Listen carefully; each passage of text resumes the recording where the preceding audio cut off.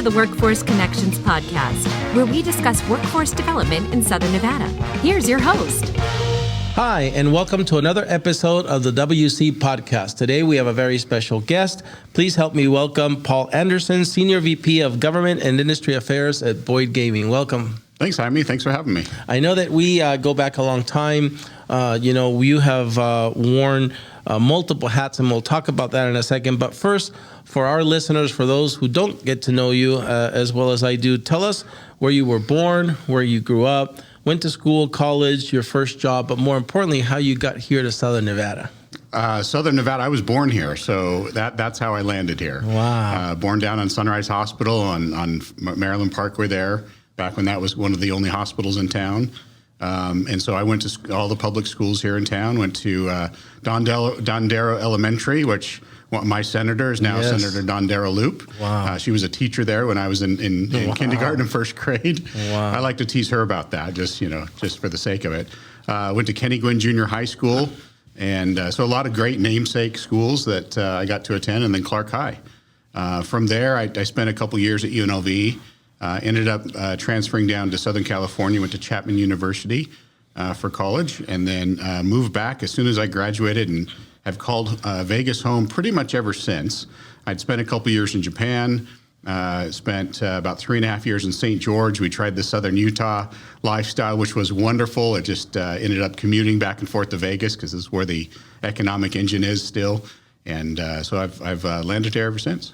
That's awesome, Paul. I didn't know that you were one of those rarities that we call born and raised here. That's right. That's right. And you went through the CCSD system, and you still made it. And still made it, yeah. But again, I love how. And by the way, Chapman University is a beautiful campus. I don't know if it's evolved since you went there, but I got to visit it because my daughter went to California Lutheran University, and they play in the same conference. Yeah. And so been to that school multiple times. And it's just, it must be expensive because it's really nice. Well, I was on a scholarship for sure. Yeah, a lot of help along the way, and it wasn't cheap. But thankfully I qualified for a few scholarships to be there. But it was a great school. It was a small campus when I was there, and has grown tremendously. Both the size of the campus plus the student population, everything's just grown like crazy there. They've got a law school now, which when I was graduating, the next year they'd opened the law school. Now they have a film studio on campus. They'd bought up a bunch of warehouses along the railroad tracks. That's where Stranger Things, the very popular show, came from. The students there, it was a student project when it initially started. So a lot of very cool things coming out of that school. I was very grateful I got a chance to attend there. Yeah, one of the most interesting things, like you said, a lot of interesting thing in that campus, of course, in California, or especially there in Orange County, not a lot of land left, but they built I guess it's a soccer field, and there's parking underneath it. It's really cool. Yeah, that's right. They did that actually when I was there. They tore up the football field and put a parking garage underneath it because they're just, to your point, it was landlocked. Yeah. That was actually where I started my first business too. It was the summer of '96, I guess it was. My son was born. I had 21 credits because I was trying to get done a semester early. And then we'd started an online computer store. And back then, the internet was just this brand new thing. Yeah. And I was kind of a geek early on and had played with motherboards and CPUs and video cards and had started selling those online. And that's a business I ran for several years after that and sold that in 2000. So it was a great way to get through college, and lots of headaches and misery along the way, but also a lot of exciting, rewarding opportunities too. Yeah, I'm learning stuff about you today also. I didn't know you owned, you were in computing. But to my point earlier, again, I've seen you wear multiple hats. Obviously, a small business owner in your professional career. I met you when you were still legislating, and that's where you spent years with Irene. That's why you know Irene so well. But then we saw you go to GoEd and run a state agency, and now a corporate executive, which again gives you a lot of different perspective in our business community and on how business policy is made. And of course, now you're the chair at the Vegas Chamber. We serve together at the Vegas Chamber Board of Trustees, and so really, in the perfect seat to advocate for businesses, even on behalf of Boyd Gaming, who's your employer now. But share with us, how does those different roles you've had how they've made you, a better leader to be able to do what you're doing now. I appreciate the question. It was certainly never a path that I thought would come to fruition, right? I'd never charted out from A to B where I'm at today, and I'm certainly grateful for a lot of great opportunities along the way. But, I'd been that small business owner for a lot of years, right? Where you're the last to get paid, you're worrying on Monday if you're going to make payroll on Friday. I remember a lot of times going to my mom's house and raiding the fridge so my kids would eat and we'd have groceries for the week. You just have those ebbs and flows in business, right? And in 2000, I'd sold that first business that I started. And for the next 20 years, I was still in the IT space. I had a managed service provider company. We had grown to 40, 50 employees or so, covered kind of the West Coast for the most part, but mainly here in Las Vegas or Nevada in general. Great place to do business. It was a growing business, but in 2012, I'd gotten elected. I ran for office, got elected. And so balancing those two things was really tough. And in 2016, to a friendly competitor in town, I sold that business. And so was able to sort of focus in 2017 primarily just on the legislative cycle. And then as that ended, Governor Sandoval reached out and Steve Hill reached out and thought it would be a good idea if I came join them at GoEd. Had a short transition with Steve, which was wonderful. It was a great opportunity to learn at his feet. What a brilliant guy. And so that was a great opportunity. Ran GoEd for about a year and a half, helped Governor Sandoval sort of, he was termed out, help him transition out of that office after the election and Governor Sisolak transition in. And then, then I got a chance to sit down with Bill Noonan, my predecessor, who I'd actually gotten to know because I would hit him up for campaign contributions. And so that's how I'd met Keith Smith, the CEO of Boyd, and several others at Boyd Gaming. Got to know them just on a personal level as well, which really was great because it grew into a friendship as well as a business partnership at the same time. But when Bill decided to retire, he tapped me to maybe participate in that interview process to replace him, and thankfully I got the job. And Boyd's a great place to work. But to your point, it's really interesting to see the perspective, right? From a small business owner with all those strains and struggles that you have, and every small business owner has them, to going to the legislative process and understanding from life experience the intended and unintended consequences that some of that policymaking can have. And then becoming a bureaucrat for a couple of years. As I say this, it makes it sound like I can't keep a job here, but becoming a bureaucrat for a couple of years and seeing how in real time how you implement that policy. And that, I will tell you, is so much more difficult than actually passing the policy, which I thought was a heavy lift in and of itself. But implementing it and making sure it's successful is really a heavy lift. So kudos to all of those folks that do that. Currently, Tom Burns, of course, is the GoEd director. He's got a wonderful team. But pretty much at every government agency, they've got a lot of mandates. They have a lot of unfunded mandates and requirements that they have to do. It's a very complex world that they live in. And so, kudos to them for the great job that they do. But now seeing it from the corporate world, and I wonder, too, coming from the small business mindset, moving into the corporate world, I had concerns that maybe I just wouldn't fit into a corporate culture, just a lot of approval processes and checks and, check boxes that you have to go through. But thankfully, Boyd is just still that family-run company. Still, you feel like it's much smaller than it really is. It's a $7 billion publicly traded company, but you would never know that in day-to-day activities. We had just recently a GM's meeting this week. And so all the GMs from across the country, we're in 18 states, 10 with bricks and mortar, 8 where we have online activities going on. And so you've got all those GMs that come, and it really is like a family reunion. I mean, some of those folks have been there. One is just retiring after 38 years with Boyd. And so it's wonderful to catch up and see those guys. But that's the culture of Boyd that, people stick around because it's such a great place to be. So thankfully, it's not that grinding corporate culture that I was afraid of, and it's been a great opportunity. But it is a wonderful perspective across the board. Well, they're fortunate to have you, Paul, and of course we're fortunate to have you still at the chamber because in this new role, you were the perfect, I think, steward to help the chamber through this legislative session. As you know, it only happens 2 years. It's important to have seasoned folks there. I know we were there together for Legislative Day with the Chamber, but you were there more often. Of course, the team from the Chamber, headed by Paul and his folks, just worked tirelessly for almost 4 months, right? And so they move up there, yeah. Yeah, and so it was great. And I think one of the things I love that Mary Beth says is, and why I think I'm excited about the work that we do together between Workforce Connections, the Vegas Chamber, the LVGA.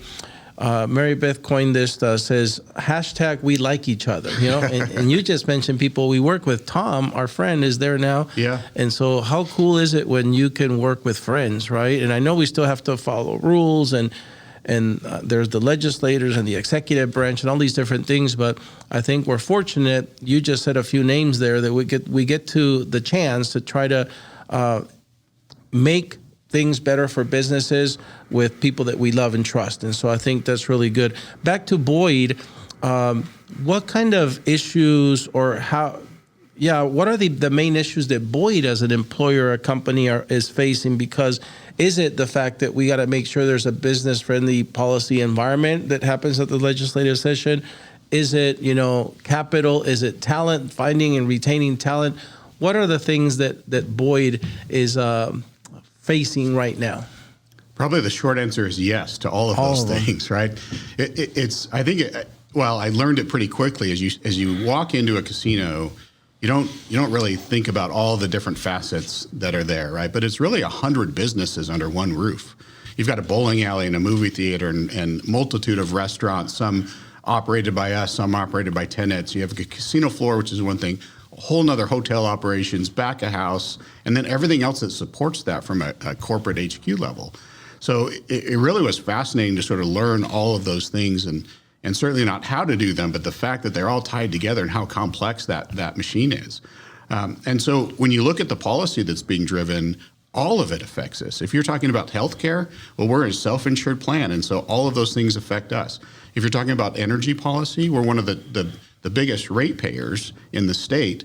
But not only that, our thousands of team members that have to, pay their bills too. Mm-hmm. And so we're concerned about, and we spend a lot of money engaging in PUC matters, the Public Utilities Commission matters, because we want to make sure that there's a fair and balanced approach to that as well. So it's similar to a legislative cycle, or more like a courtroom in some cases.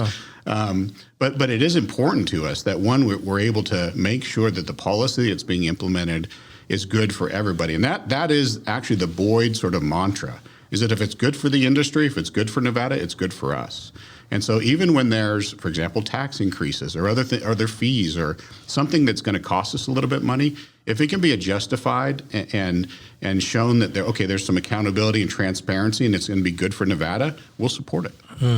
And again, one of those issues is talent, and this labor shortage that we're all facing, Paul. A lot of times, it's easy to forget because the pandemic just happened, and the pandemic did affect some things. It caused the great reset, as they say, where people start to feel different about what they expect work life to be. People want I think, a different work-life balance now that they did before pandemic. But also, for decades now, birthing rates have declined in this country. We're making less workers, if you will. We're also importing less workers. Immigration rates have declined steadily over the years. And then there's that silver generation that keeps retiring. More and more people are retiring at a rate faster than we, again, are producing replacements for the workplace. So we definitely have a big problem in labor shortage that it's not going to go away quickly. We know that there are technologies, like always throughout the centuries. Technology has always revolutionized the workplace, whether it be the Industrial Revolution, the Information Revolution. Now, artificial intelligence, we know will change the workplace too. We know some jobs will change, but we know also there'll be new jobs created to support artificial intelligence. But how is Boyd dealing with this issue of, or does Boyd? Can they easily find all the workers they need for these big operations? Well, if that were the case, we'd have a silver bullet that no one else had. We struggle like every industry, and this is nationwide, right? Yes. Frankly, it's worldwide, but certainly nationwide when it comes to trying to fill positions. And it's tough. Travel and leisure, the industry itself has had a higher turnover rate, loss of jobs, not job opportunities, just people that want to go to work in that industry, has decreased more than any other industry. And so it has been tough. We've got a lot of job openings. We continue to work and try and fill those. Boyd has gone to a minimum $15 an hour nationwide, even in markets where that's not necessarily a norm, or maybe a little bit closer to a norm here. But that's just minimum getting in the door. We've got retention bonuses and sign-on bonuses and benefit programs. Even for our part-time employees, we have health insurance programs. So that we've expanded our benefit package. We've raised our rates when it comes to the hourly rates. We've tried to make it a more welcoming environment. Boyd always wants to be an employer of choice, and so we will continue to expand those opportunities as they come up. But I don't know what the actual answer is, right? There's 2 jobs for every 1 person looking for a job. And when you say looking for a job, I don't know how aggressive some of those are looking for a job. Right. My son, who's 26, is not working right now, and he's probably on the soft end of looking for a job because he's got it kind of cush right now. But I think that there's a great opportunity for those that are out there looking. And I think the fear factor should be for those that aren't aggressively looking now, that those jobs are going to go away. Eventually, business will find a way to be efficient, to be better at what they do, and to provide the service that the customers demand, right? I mean, just because we don't have enough housekeepers doesn't mean that our customers expect a dirty room or are willing to accept a dirty room. And so we have to do everything we can. And so sometimes that means people have to put in extra hours. Sometimes that means in a restaurant, you're going to get a busboy that's a robot instead of, or a busboy that has a robot next to him that's helping him or her along the way. I think that's true in a lot of different industries, not just ours, that they will find a way to make sure that they're able to provide the product and services that are in demand from their customers. Yeah, I see it already in the hospitality industry. There's robots mixing drinks on the strip. There's, technology games dealing cards, virtual reality dealers, and there's all this automation happening, in some hotels. I think it's Vidar, the last one I saw, where there's little robots bringing goods up to the rooms. And so it is happening, I think, sooner than people think. We've automated. I know a kiosk doesn't necessarily, we've gotten so used to them, but a kiosk, an automated kiosk that checks you into the hotel is, something that used to have to be done by a person before. Yeah. So it is changing. Well, maybe I'll just add a little bit to that. So Jeremy Aguero gave a presentation a little while back where he talked about all of those automation components of it and how important it is to one, that, again, business is going to figure out a way to do it. But the problem, to your earlier point of the aging population, not necessarily it's a problem, but you have fewer workers that support an aging population, and that aging population is growing on the backs of fewer workers. So what does that do for the safety net? And then the other component was that when you, and this was his stat, that when you combine the social services that are meant to be a safety net, right, a backstop while you're in the middle of everything else trying to get back to work, it's $12.50 an hour. And so if you find a $15 an hour job, you're not making the decision to work for $2.50 an hour, right, is the delta there. And I think that's a problem as well, as the motivation structure's gotten to be a bit skewed. And I think that was the point he was trying to make. Yeah, and it certainly, times have changed. Earlier you talked about, I was trying to think about 26-year-old Paul rating his mom's refrigerator, and now you have a 26-year-old rating yours. Yeah, some things don't change. Come full circle. But this next topic, I think you will, I know you love, because you were inside a decade ago when Brian Sandoval, our ex-governor, was leading efforts with other folks like you at the legislature and our economic development. There was a lot of restructuring happening in the state about economic development because we really wanted to get serious about diversification. We know that we will always be Las Vegas, known around the world as the capital entertainment of the world, now the sports and entertainment capital of the world.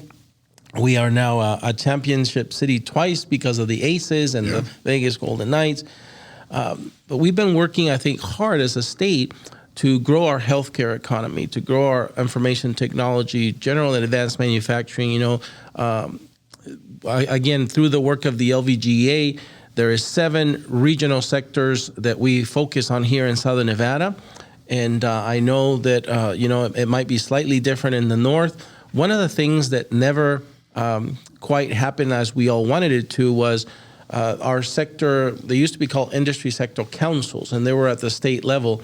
And we found that it's difficult to convene businesses, especially when you make them talk in Robert's rules and address people as Madam Chair. And, we get used to it as bureaucrats. Yeah. And so one thing I've learned from the Vegas Chamber with Mary Beth and Paul and that team is you gotta, if you hope to convene businesses, you gotta do it in the way that's good for them.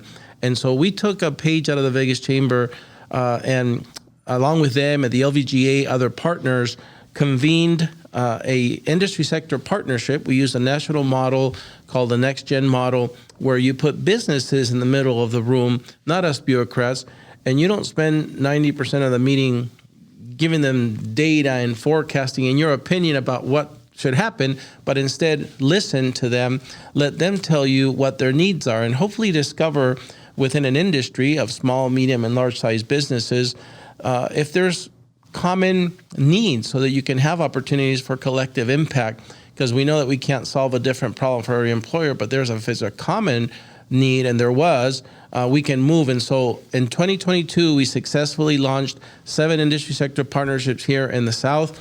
The North is doing the same. And so one of the successes of this legislative session was that there was a law passed that no longer requires that the businesses be convened at the state level.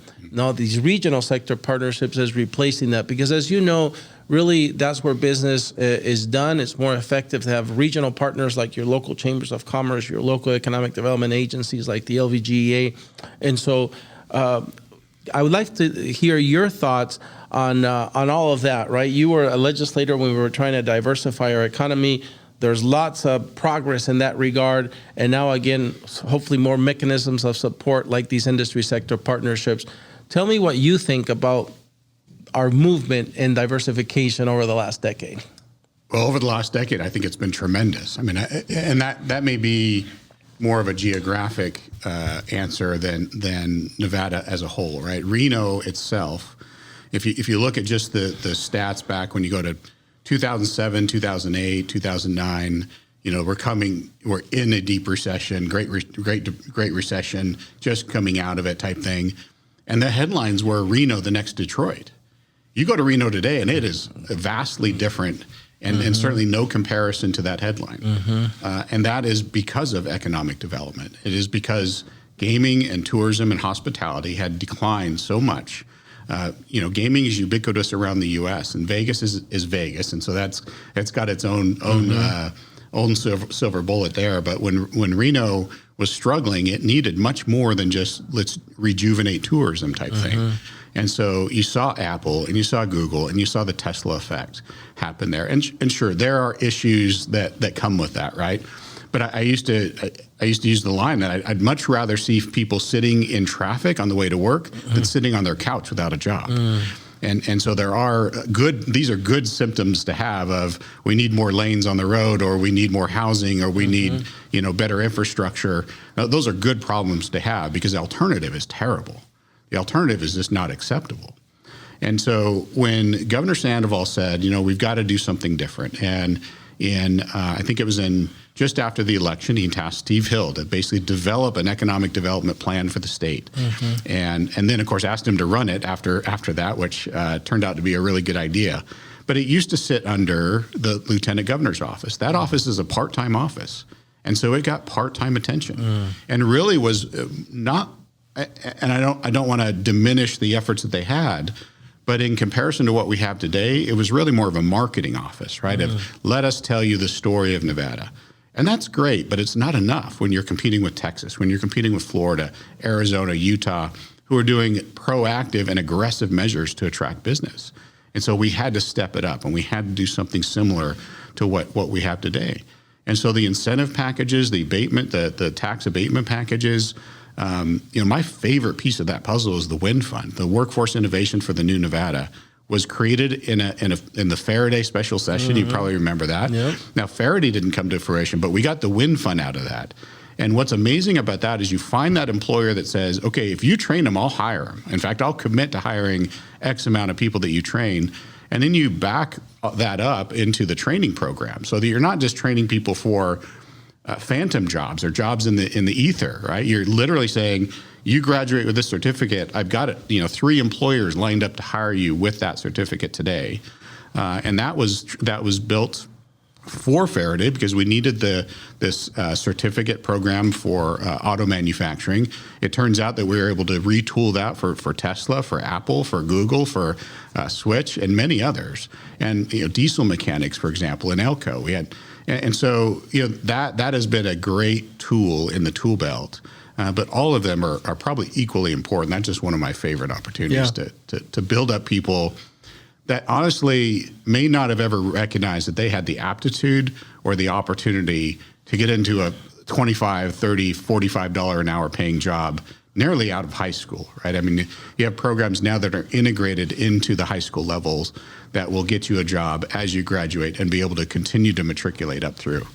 And we want to do more of that, Paul. I think one of the things that we heard across all 7 sectors, businesses of all sizes within those sectors, was that one of the big takeaways was they wanted a more knowing, again, that there's not these large pools of qualified employees out there or job seekers.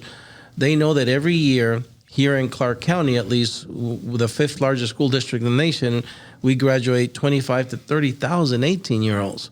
And while historical data shows us that half of them, 15,000 roughly, have a robust post-secondary plan, meaning they're going to go to a 4-year university, a community college, the military, an apprenticeship, something.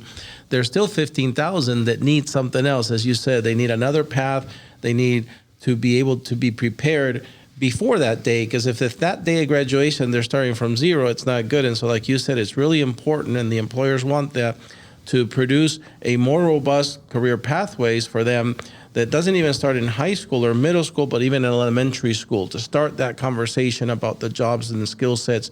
And then what makes it even more needed is that you think, okay, well, those 15,000 that left for that robust post-secondary plan, they all succeeded, right? They all finished? The answer is no. Half of them did. And so those 7,500 joined the 15,000, become 22,500 that justify what you just said. And so we're, through these industry sector partnerships, we're working with our not just the post-secondary scale acquisition partners at UNLV, Nevada State University now, College of Southern Nevada, are, of course, all the vocational training that goes with that, but more importantly, or just as importantly, that 12 to 13-year workforce pipeline, which is called the education system, the K through 12 system. So working really hard at the LVGA. There's a new council coming up also with those members. Dr. Jara at CCSD, Dr. Whitfield, Zaragoza, and Paula at those other schools, to be able, again, to have more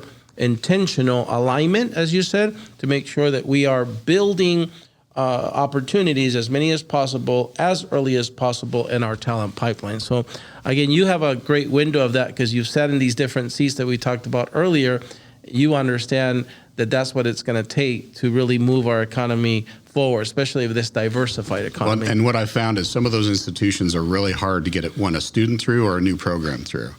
And so you've got some great examples, and frankly, most of them are up north, Truckee Meadows, amazing examples of being able to get through robotics programs and diesel mechanics and things like that in a very fast-paced way to get a program up and running in months, not years, or not through an accreditation type process.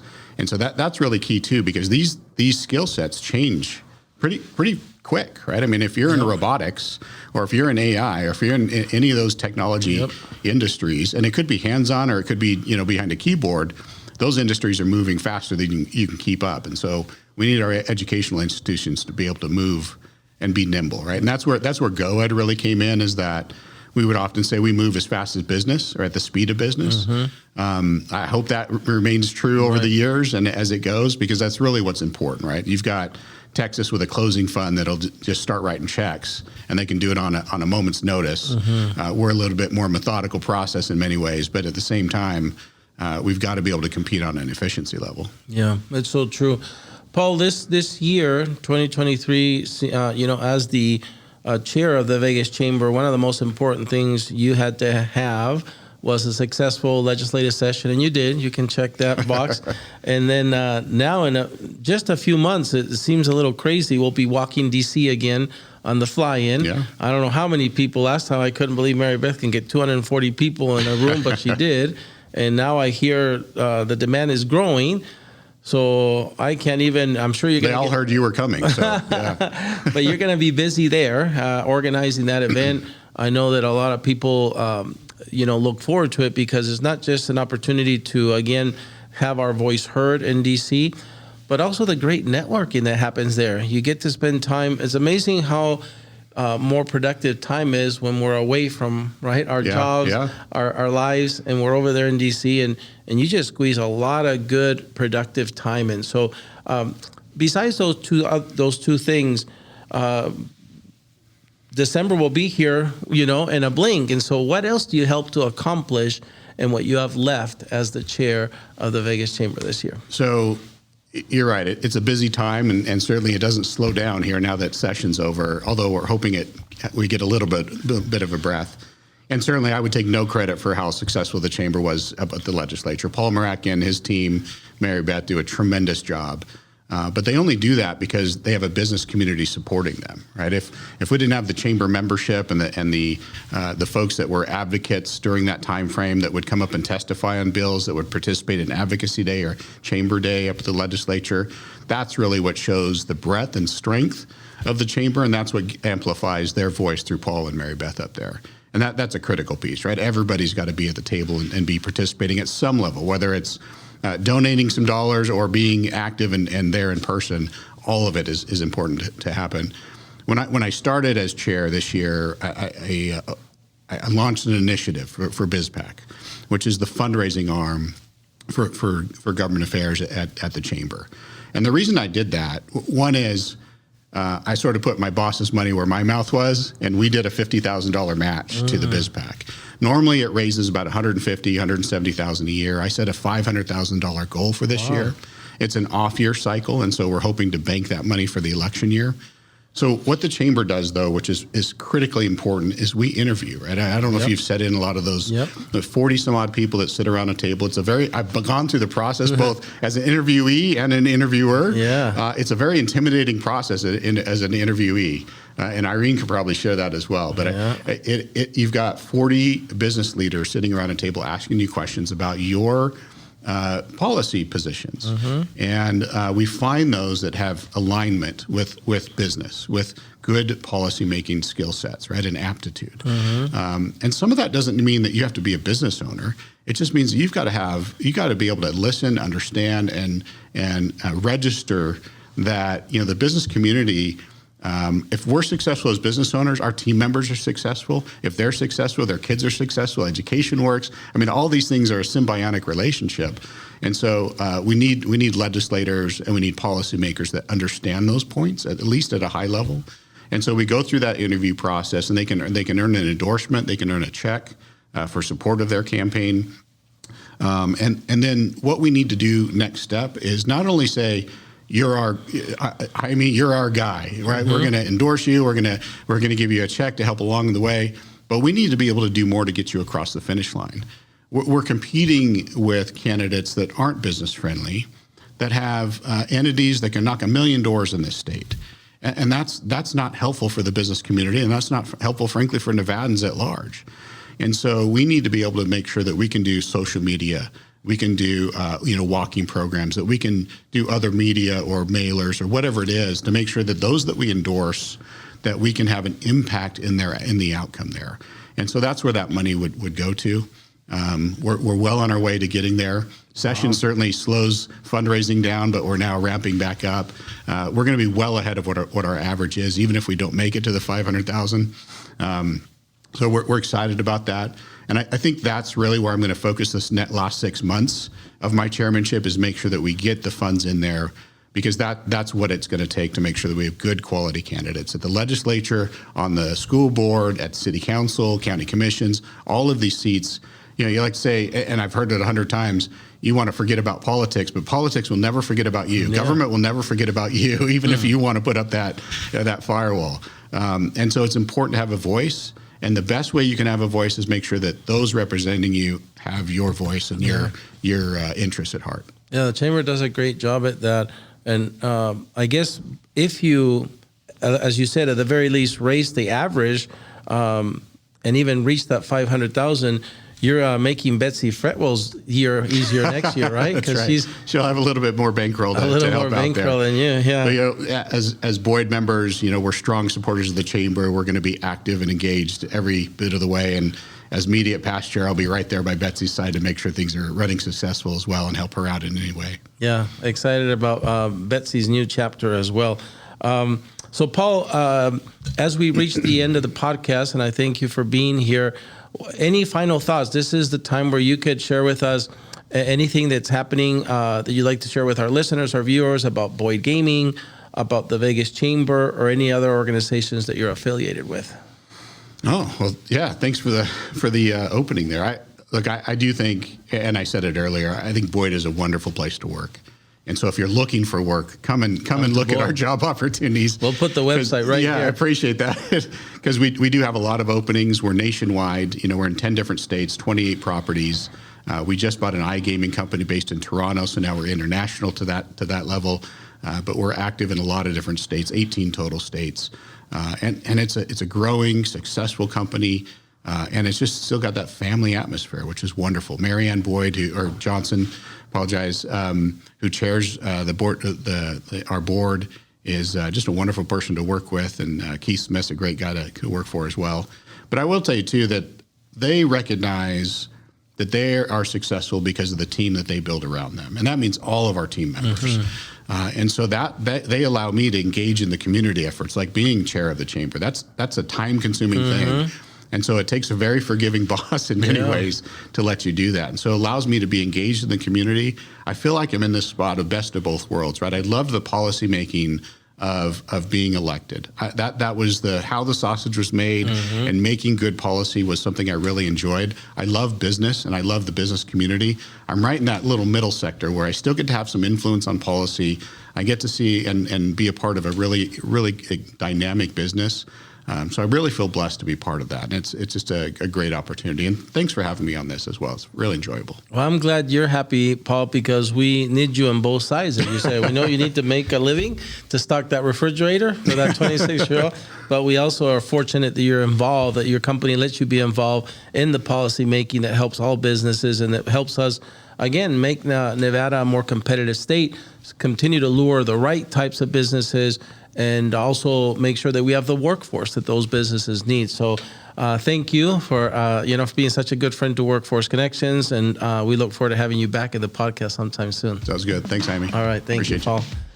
Well, that's it for another episode of the WC Podcast. We hope to see you at a future one. Until then, stay safe.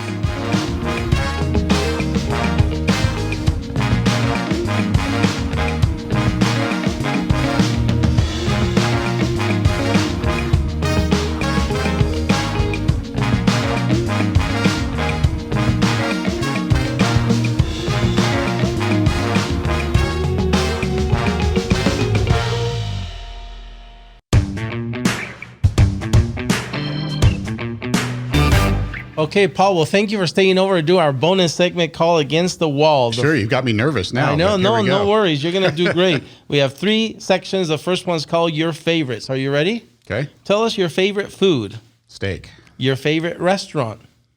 T-Bones. Your favorite musical group or artist. REM. Favorite movie. Well, right now, Top Gun Maverick, I guess. Oh, yes. Favorite book. David and Goliath. All right. Favorite holiday. Christmas time. Favorite sports team. Goodness.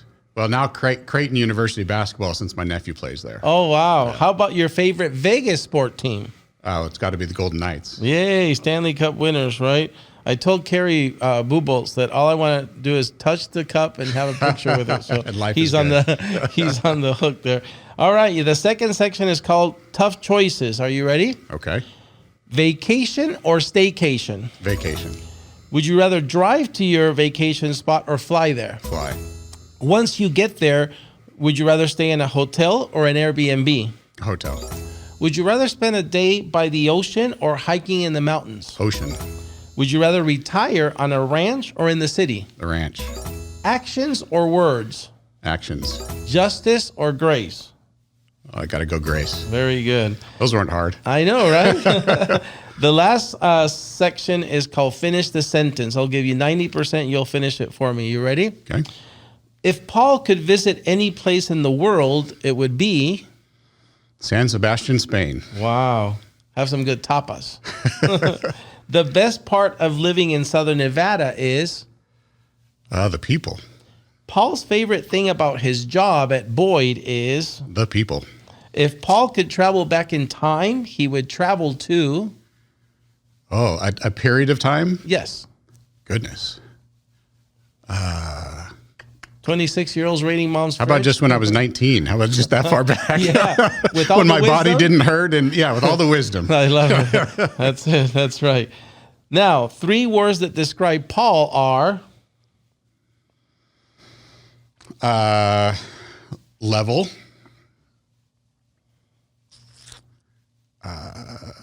Solution-oriented. Very good. One more.